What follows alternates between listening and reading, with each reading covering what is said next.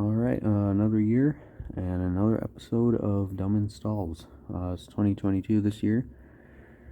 We've got about 150 pictures of this. Before we get started, just want to apologize if this one isn't quite as good as the other two. I have very little time to actually put this video together and edit it, so it might not turn out exactly the way I'm hoping it'll turn out, but hopefully you guys still enjoy it. Anyway, I just wanted to say thanks to everybody for a great year, hitting 2,000 subscribers. I mean, it's a pretty big accomplishment, so just thanks a lot to everybody for all the support, and hopefully we can have another good year next year. So with that being said, just sit back and relax and enjoy this year's episode of Dumb Installs. As usual, these pictures are not mine. I like to give credit where credit is due, so if anybody sees their picture in this video and it doesn't have credit, or if you would like your picture removed from the video, as always, just please hit me up, let me know, and we can get that resolved. Anyway, thank you, and enjoy. Alright, so to start us off this year, we're going to start off with a backhang job. Not really sure what the purpose of all the extra backhangs are, because it is doing literally nothing in regards to supporting the opener. They didn't even need that extra, I guess I shouldn't call it Chamberlain angle because it's a Genie opener, but they don't even need any of that extra angle that's attached to the front of the opener. So, great job. Either another homeowner that thinks that an opener needs to be held up with much more angle iron than he actually needs, or he just happened to have a bunch of extra angle iron that he decided that he needed to use. Alright, and here we've got another hang job. While the last one was pretty over-engineered, this one seems a little bit more sketchy than that one. Although this is actually pretty similar to how the GX9000s at my grandparents were hung. Still not really sure that I would trust that a whole lot. But hey, at least they have a good opener installed. At least they have a Genie screw drive. Alright, so even though this is called Dumb Installs, we can also make fun of eBay listings. Yeah, that's not a chain drive. That is clearly a screw drive. I don't know where they're getting a chain from, because there is no chain inside that opener. Also, that is not the model of that opener. And I actually don't really remember what the actual model of it is. I believe it's 139.53992D. Or at least it's a decent price. It's not overpriced, unlike this one person that loves to go on eBay and sell openers for like $300. Okay, great, you got your opener installed. Now, how exactly do you plan on using your fan, or is that just there for decoration? Also, I don't see a kicker, so I'm assuming that opener is probably going to swing all over the place. Okay, so first of all, yes, we got a couple Stanleys, but then we got permanent extension cords. Yeah, that's great and all until you can't cycle your opener that many times without overheating it. Also, that's not up to code, I don't think, so yeah, might want to get an outlet. Alright, so here we've got a Genie chain glide with some rather interesting backhangs that I never knew it was possible for a hang job to look both over-engineered and sketchy at the same time. But hey, first time for everything, I suppose. Alright, so here we got an installer that was apparently too lazy to install the one tiny little retaining ring to hold the rail on. I sure hope they have a warranty, because I would definitely not be paying somebody to fix that. It literally takes like 2 seconds to put that little ring on, and apparently that guy didn't feel the need to. So here we got quite the bird nest going on inside that light lens. Yeah, I'd be a little nervous to work on that opener, because who knows how many wires they've chewed through that'll short you, or shock you. Okay, I think this is actually the second time that we've seen this one done installs. Someone thought that it would work to put a chain on a belt drive sprocket. As you can see, this one didn't end quite as well as the other one did, though. If you're gonna mismatch springs, at least don't make it half a galvanized spring. I would rather see somebody match like a 262 wire with a 218 than a 262 wire with a galvanized, because honestly the 218 would probably do better than the galvanized in the long run, because at least they don't lose much tension like galvanized springs do. Alright, we got a mess here. Door came off the tracks, and somehow that torsion tube is also kind of demolished. But at least this picture is a testament to how good a T-rail is. This is why you don't use square rails, because I can guarantee you if that was a square rail, that door would probably be on the ground instead of hanging on. Alright, so first things first, we got a Clutch Genie Screw drive. Great opener, but there's a little problem with it if you can't notice. We got a blown out capacitor that is really, truly very blown out. I don't know how many times you had to have run that opener for that to happen, but hey, at least I know now that could happen to me. So this one, wow, this one's not really dumb, but I mean, this one's interesting though.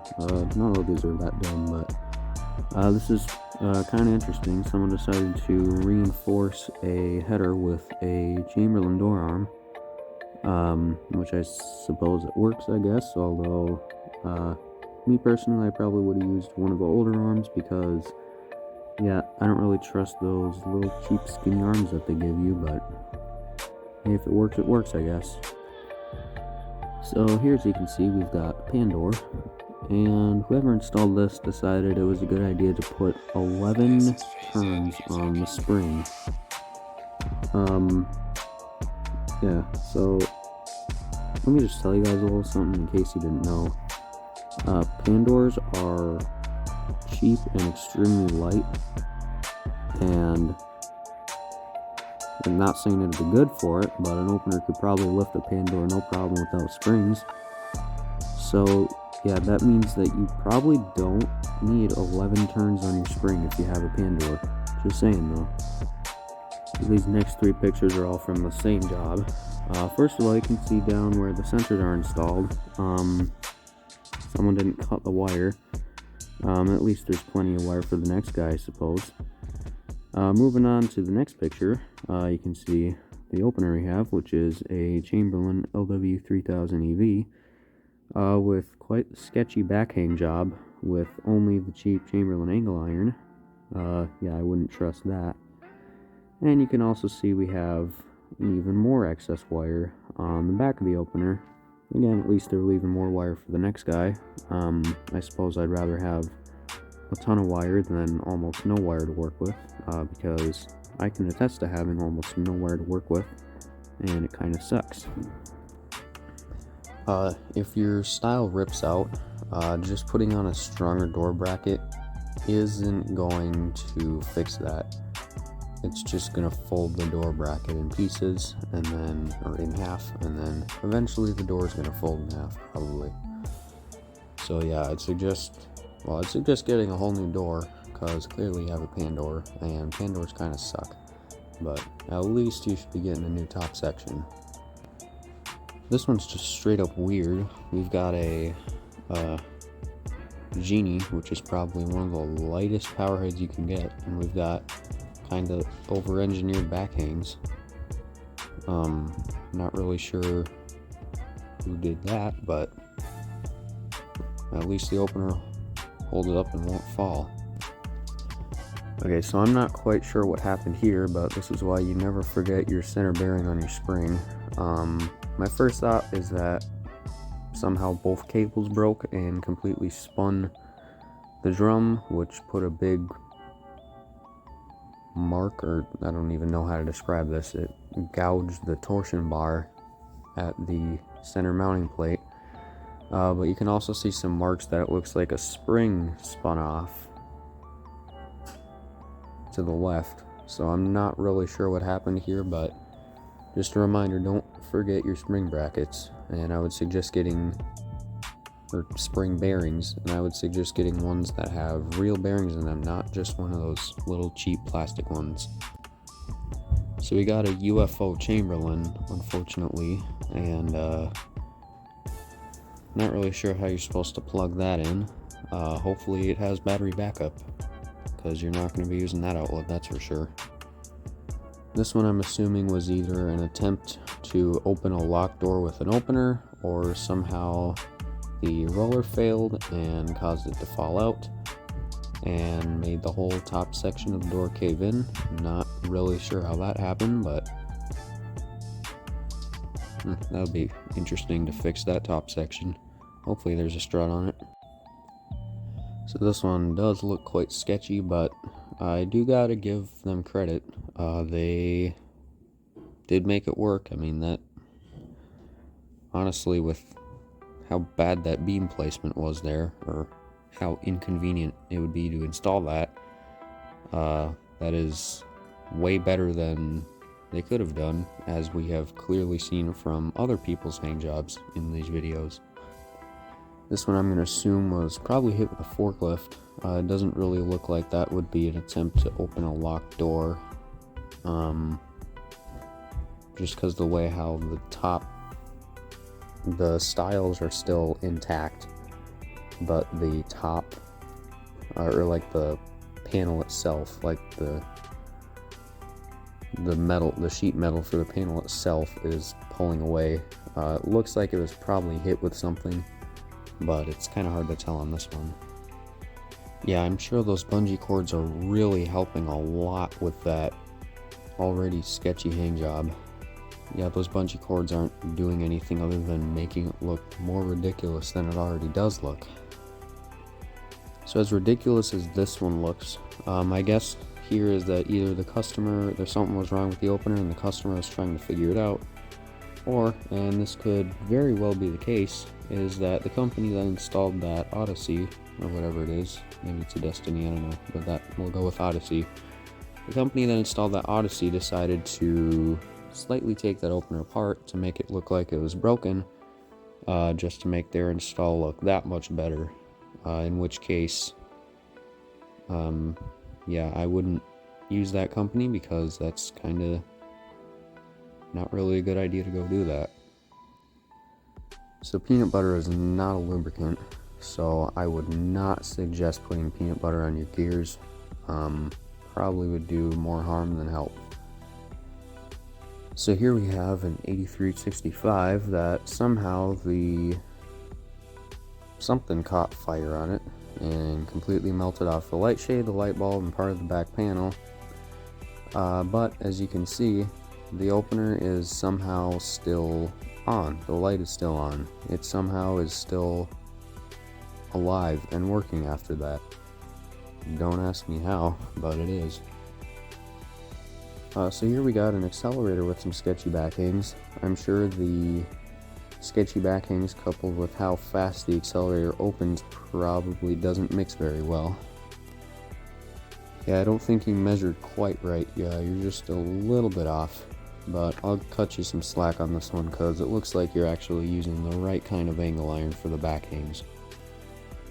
Alright, so I can't be the only one that thinks that wood backhangs kind of look ridiculous. They just look excessive and unnecessary. I'd just rather have angle. It just looks way cleaner. Alright, let's make fun of another eBay listing. That's not a 3280. 3280s are not that small, and 3280s aren't screw drives either. Might want to double check on that and make sure you know your model numbers before putting up an eBay listing. So this one's honestly pretty terrifying. I would not want to be the person to unwind the spring. I'm assuming that happens when you overwind it, but not really sure. But Yeah, however it happened, I do not want to be unwinding that. Alright, so first of all, we've got a really good opener here. Looks like a Genie 401 or something. But you can see that we've got, as cool of a setup this is, with the Tandem setup there. Yeah, I don't know that I would really trust that on one-piece doors. On a sectional door with torsion springs, I would trust it a little bit more. Not saying that I would ever do that, but doing a tandem setup on two one-piece doors doesn't really seem like a great idea, but it's a really old Genie screwdriver from like the 1960s, so I mean, if it's worked for that long, it would probably continue to work, knowing how well those openers work. Only problem would be, I suppose, what happens if one of the doors hits something when it's closing. Yep, that looks exactly like an 8165 8-foot chain drive to me. Looks just like it. Perfect. Yeah, I think I'm going to have to ask you to lower the asking price on this house, because I'm going to need to fix that opener some. Okay, so you do realize that it is possible to cut angle iron. I'm not sure if you knew that, but you actually can do that, as hard as that may be to believe. Yeah, that's going to be a fun job. I would love to know how somebody's going to, with the door open, get those springs down from there. That would be rather interesting to repair, but that's why you anchor your springs well. This one's just a little bit too dirty for me. Yeah, I don't think I would like to have this one in my collection. As rare as it may be, I know it's not rare, but yeah, I wouldn't want to have that. Just a little too dirty for my liking. As strong as Genie screwdrivers may be, it's not a good idea to try and run it on a door with a broken spring, especially if it's an old heavy wood door that is probably already severely underbalanced. Just saying. So I know we've all probably seen this video before, but I mean, it's pretty evident that there needs to be another bolt in the arm. I'm not really sure how that guy didn't catch that and realize, hey, I need another bolt here. I don't know, but of course it is a DIY install, and people that install their own openers never fail to surprise us. So if there's one thing that sensors don't stop, it would be if a car bumper is pulled out. And this is a good reason why you gotta set your force correctly, because otherwise stuff like this will happen. And this is also why I don't really trust the new electronic forces, because there's still a pretty good chance that could happen, because of the way the new LiftMasters are, well, assuming they have a LiftMaster, just the way the LiftMasters are with the new electronic force settings that I absolutely hate. So this one wasn't so much a dumb install on the opener installer's end as it was whoever decided to conveniently place that outlet directly where the backhangs are supposed to go. So well done to whatever electrician thought that was a good idea. I don't really know why you still have that door there, because it's really not doing a whole lot, and if that garage is insulated, which it looks like it might be, that's not really helping either, because it's a pan door. It has no tracks, so it can't open, so it's just sitting there covering up a hole in the wall. Okay, so for those of you that, for whatever reason, are here and you don't know anything about garage doors, let me tell you why it's not a good idea to build storage racks on your garage door. So, garage doors have springs on them that are calculated to match the weight of the door. And if you're adding extra storage shelves and putting a bunch of crap on them, like this guy, you're adding a bunch of extra weight to the door, meaning that the door is now going to be underbalanced, and the opener is going to be straining to lift the door, and that's pretty much just going to cause a nice load of problems that you're then going to realize, oh, maybe I shouldn't have done this before. So just a little lesson. It literally says belt drive right on the box. I don't know how you can miss that. Some eBay sellers are really not intelligent when it comes to simply saying what kind of opener it is. Yeah, okay, so this one made me laugh pretty hard. Seems a little bit extra, but hey, I guess if it works, it works. And I'd like to see someone try and put an opener on that thing. So here's one of the several reasons why square rails absolutely suck. The same thing kind of happens to me with my square rail. When you're using the door by hand and you try to close it manually, the outer trolley gets stuck on the inner trolley, gets caught, and then, yeah, stuff like this can happen with square rails, which is why I really strongly suggest that you never use a square rail if you don't have to. And here it looks like we have a Genie Screwdrive light cover on a LiftMaster. That's quite creative. Don't know how someone managed to make that work, but yeah, that looks a little weird. It'd be kind of interesting to see that from the front. Alright, so first of all, we've got a pretty rare opener here, a Link 1/3 horsepower. No clue what the model number is, but you can see they replaced the opener with the new Chamberlain. Looks like a D2101, same kind that I have. A couple things though. First of all, they didn't use the T-rail, and there are plenty of reasons why you should use the T-rail instead of the square rail, one of which I just explained in the last picture. Also, they decided to downgrade from oil-tempered springs to galvanized springs. Nice. Alright, so this one is a perfect example of, one, why you don't put an opener too high above the door, two, why you don't use Wayne Dalton 9100s because they are the worst, cheapest door you could possibly buy, and three, why I don't trust the new AutoForce on LiftMaster AC openers. Alright, I have no clue why this hang job was done the way it was. I don't know which way the rafters are running in that garage, but I can tell you that definitely could have been hung a different way than that. So I hope this person isn't trying to sell that door, because that doesn't really appear to be usable. Hopefully it's just an ad for a company. And here we have another inconvenient outlet placement, meaning that somebody had to do a sketchy looking hang job. So I don't really see one-piece doors around here, but I know for a fact that's not how you install an opener on a one-piece door. First of all, the opener is mounted way too high.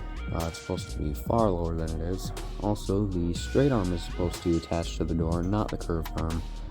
And correct me if I'm wrong, but I believe it's also better to mount the door bracket to the very top of the door, not like the top edge facing, I don't know what I'm trying to say, like the very top of the door. It's better to mount the bracket than on the face of it, the inside face. Don't worry, if the board in your Stanley opener ever goes bad, you always have a drill that you can use as a battery backup. Just don't try this on a Montgomery ward. And I don't plan on trying that on my Montgomery ward. And we have another eBay seller that somehow can't differentiate between a chain drive and a screw drive garage door opener. And what makes this even better is that they're literally showing a picture of the screw coupler piece. You can clearly tell that's not a sprocket, and there's no way you can put a chain on that to make it into a chain drive. So why exactly are you calling that a chain drive?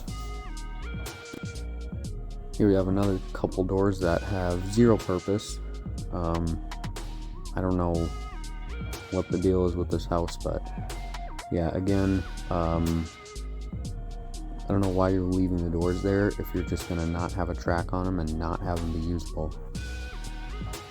First of all, ouch, that's gotta hurt. Second of all, I don't know why I don't know why people think it's a good idea to put DC motors on full view glass doors, because we know it's going to end up like mine. Also, that's a nice Porsche 911 sitting out there. Alright, so keep in mind this is a post directly from LiftMaster, showing off the new 84505R. First of all, it looks like a toaster. Second of all, why are you putting cameras in every single opener? Because I really don't think a whole lot of people actually use that, or at least I don't have a use for the camera. Also, they're literally showing it on a square rail. I hope this isn't a sign that LiftMaster is going to start switching to exclusively one-piece square rails, because that would make the new toaster openers even worse than they already are. Oh yes, I've always needed a quality LiftMaster garbage door opener. This is just what I've been looking for.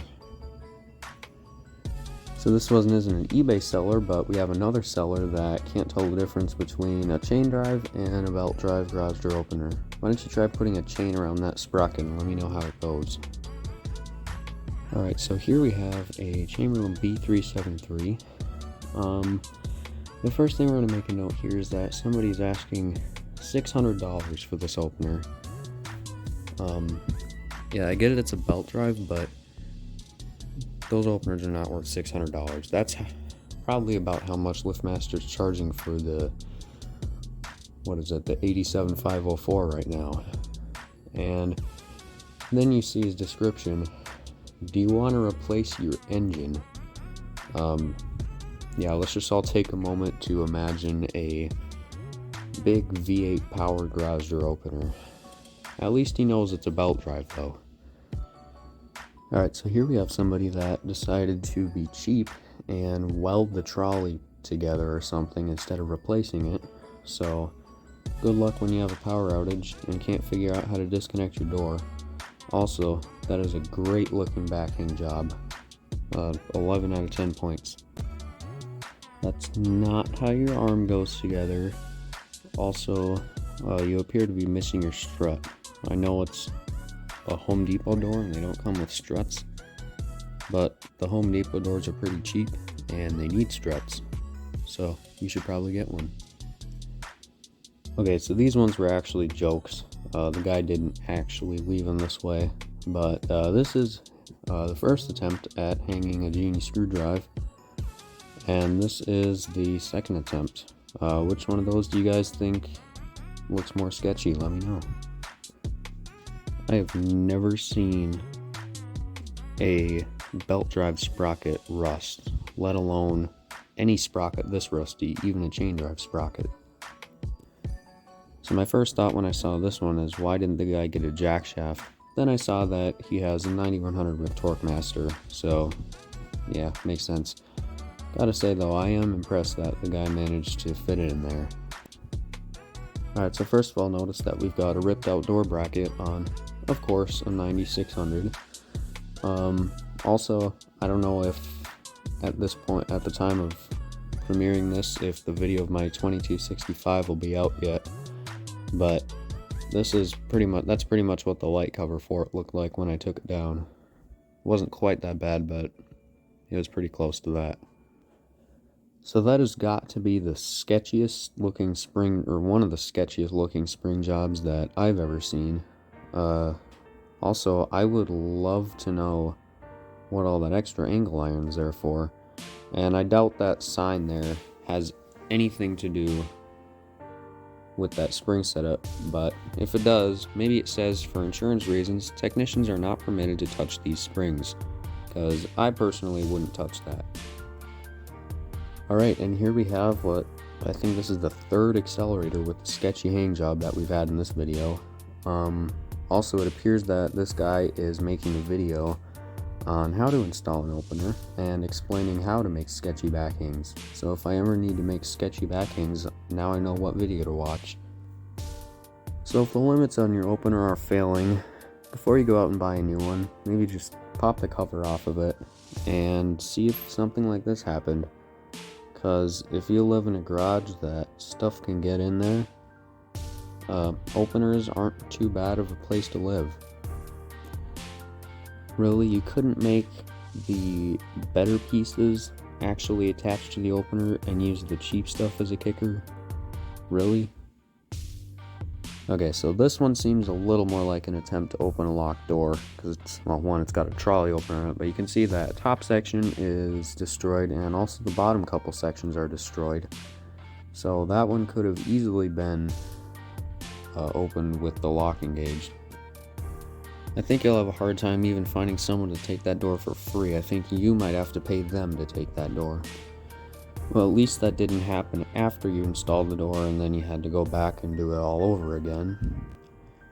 Don't worry, if your angle iron doesn't quite reach, you can always use zip ties. That'll work a couple weeks.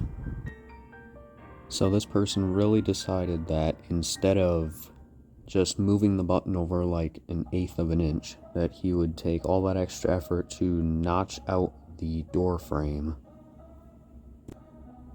I'm really curious how much back in the day when they didn't have jack shaft openers, how much effort it took to punch a hole through that beam so you could fit the opener through there. You've almost got it. You're so close, but just not quite. You're just a little bit off. Why is what is the purpose of that? What's the purpose? So here we have a real do-it-yourselfer. We have interesting back hangs, and then we also have a down limit that's set way too far. Alright, so just at first glance, this looks like an absolute disaster. But we have a few other pictures of this, so let's take a little closer look. First of all, we can see that whoever installed this decided to cut off half of the ceiling rafters, so that's a great way to secure your garage framing if you've never tried that before. The door is high lifted, there's no springs on it either, and it's high lifted because for some reason the guy decided to cut off like half of the top section for whatever reason. Also, just in case you haven't noticed, for some reason the outside of the door is on the inside and the inside of the door is on the outside. Okay, so at least it's only the opener that's being held in with zip ties and not the spring, because maybe zip tying your opener will last a couple weeks, but zip tying your spring would last probably a couple minutes. So this one looks like another one that a customer decided to open it up and see what was wrong with it. And as you can see, he did a great job of putting it back together. Also, he did a great job the homeowner did a great job hanging that plus. Okay, so these were sent to me by Garage Door Guy 59, and here's another great example on why square rails are bad. So first of all, you can see how the square rail is somehow starting to separate in half. Also, you can see how easily that square rail is bending. Yeah, so if you're going to use a square rail, make sure you have a pan door, because I honestly won't put a square rail on anything heavier than a non-insulated pan door. Speaking of cheap rails, here's another one, except this one is on an Xtreme, which those rails are even worse than the Chamberlain ones are. Alright, so this one makes me question T-rails a little bit, because that is a pan door, and we know how light pan doors are, and somehow it came off the tracks and completely bent that T-rail. Yeah, that makes me a little more skeptical of T-rails now. Okay, so this one's pretty interesting. You can see something's a little off on that torsion bar there. And if we take a little bit of a closer look, we can see that is a solid torsion bar that somehow broke in half. I have really no clue as to how that happened. My guess is either the springs weren't installed correctly, like they weren't installed the correct distance from the wall, meaning that the torsion bar was flexing a lot and eventually it gave out and snapped, or it's because the springs are too heavy and there was too much stress on the tube and it snapped. So this is why it's important to measure where your springs are going to be correctly, and also why it's important to have center bearings. Yeah, this one, I don't even want to know. I don't even want to know whose ingenious idea this was. Yeah, I get it. Wiring sucks. Probably my least favorite thing to do as far as doing garage doors goes, but putting your sensors up there is still illegal. and not something I would recommend doing on a door that isn't your own. So this one was actually sent to me by my aunt. I'm not sure if that's really considered a garage anymore. You definitely can't fit a car in there, and it's impossible to do anything in there with the door open. So what's the point? So if you haven't seen this one yet, this one's from Accessmaster, and this isn't how you make a mini door. Yeah, he's had pretty bad luck with his mini doors not working, but it's been a while since I've heard of his mini door breaking, so I think he's finally gotten it figured out, which is good. But yeah, if you haven't seen this video, I would recommend that you watch it because it is pretty funny. Seeing customer reviews on websites like Lowe's and Home Depot is the best, because that is a great place to find sketchy installs. So someone used a piece of wood for reinforcement, which doesn't even look like it's screwed into the door. I could be wrong, it's hard to tell, but that on its own is interesting. And then we have the backhang job. It's pretty hard to tell, or it's pretty hard to see because that beam or whatever is in the way. But just by looking at it like this, I can tell that backhang job is also quite sketchy. I guess if you gotta do what you gotta do, then go ahead, but really I wouldn't want to be walking on the floor on top of this. It's not that hard to cut angle iron. Also, that's the cheap Chamberlain stuff. You could even at least just bend it out of the way so it's not hanging down like that. It's not that hard. I hope they're planning on replacing that door soon, because from the screenshot it looks like that's a house listing, and I hope they're not planning on selling the house with the door looking like that, because that's not very good curb appeal. Okay, so you might not be able to tell right away from this picture, but you can see the header bracket, or there's literally a block of wood up there where the header bracket should be mounted. And then you look at this picture and you can see for some reason the opener is mounted 6 inches off center without the door bracket being 6 inches off center. So did they hit their door, get mismatched panels, and then run into their door again? Or did they throw together a random door with what they had? Or when a jack shaft opener is apparently too expensive, then I guess you do this. Seriously though, I really would not recommend doing this because you will easily fold your door in half, especially if it's a pan door without a strut on it. Just get a jack shaft. If you already spent the money on the high lift, spend the money on a jack shaft. Here's another testament to pan doors being piles of garbage. Don't know how those, like, how do you lose your center stiles that the opener isn't attached to? How do you manage to do that? Ah yes, the Genie Pro 95 ICA Ultra Quiet Belt Drive. I'm sure that opener is definitely ultra quiet, and it's definitely a belt drive. It's definitely a belt drive. Good job, eBay seller. Okay, so I don't really know what happened here. It looks like maybe the opener could have hit something and bent that angle iron. But there's a good reason to not use that cheap angle iron, because then stuff like that will happen. It helps that on a Stanley the tube can kind of turn in the little tube support thing, and that it won't make the trolley out of whack because it's the tube rail. But if this were a Chamberlain or something, yeah, that would not end as well. Alright, look close at the left door. Actually, I had to look close when I looked at this picture.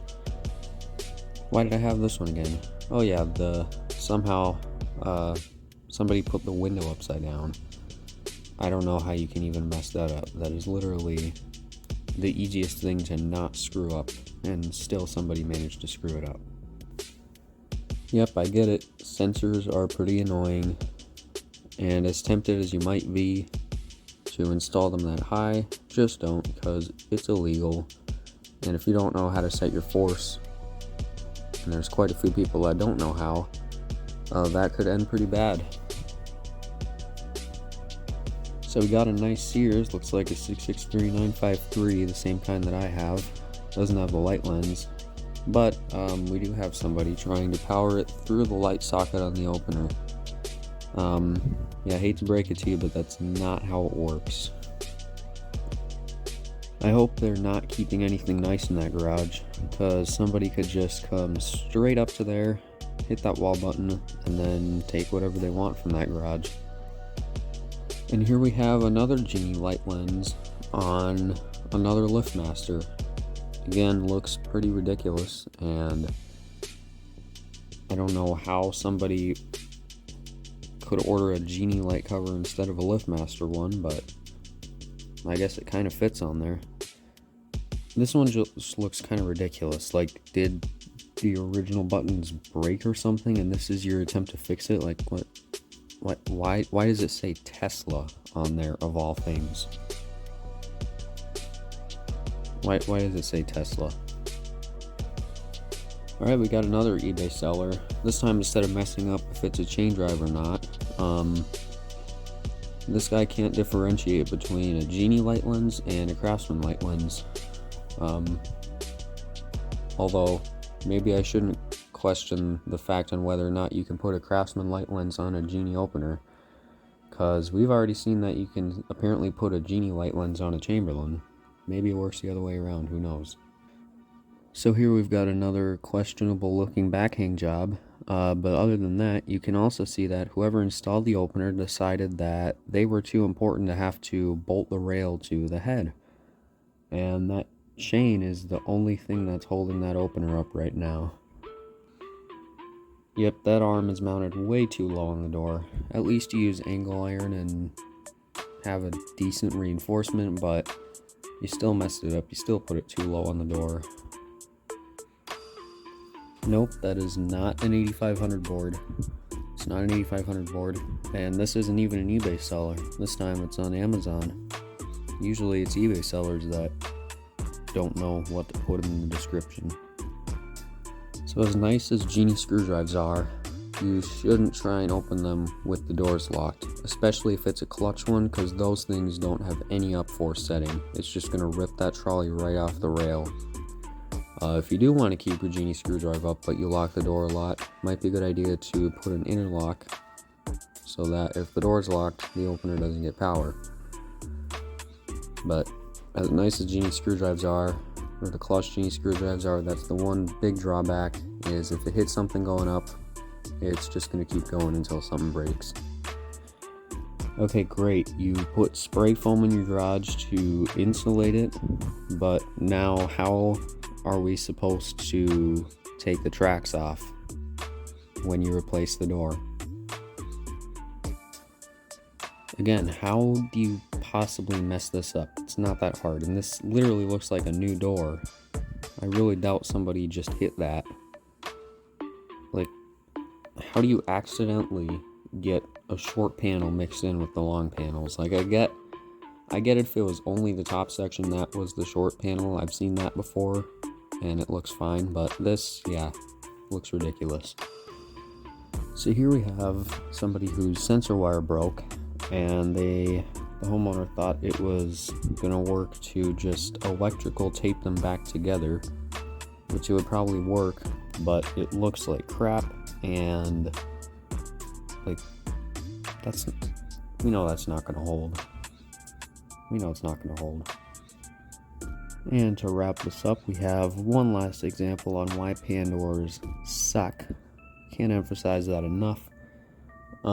This was probably an attempt to open it with the door locked, or with a broken spring, or something. And it just completely bent the center stile. Yeah, please don't buy pan doors if you don't have to. They're so cheap.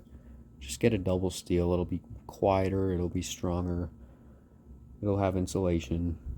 Just get a steel back. And there we go, we have episode 3 of Dumb Installs out of the way. So thanks guys for sticking around and watching if you're still here. Thanks again for a great year. Hopefully next year will be just as good. Hopefully next year can get some more cool openers, because I got a lot of stuff this year. A lot of good stuff. So as usual, I guess just let me know what kind of stuff you guys want to see in the future on this channel. Let me know if you want to see like more of like how-to videos or like the maintenance videos like I did with the GX9000. If you want me to do like what I've been doing, just showing stuff in my collection, or if you want to see like longer videos or live streams when I install something on either the mini door or the small door, when I fix something or whatever, let me know what kind of videos you guys want to see, or if you want to start seeing more car stuff, just let me know. Always open to new ideas. So anyways, thanks guys for watching, and we will see you guys next year.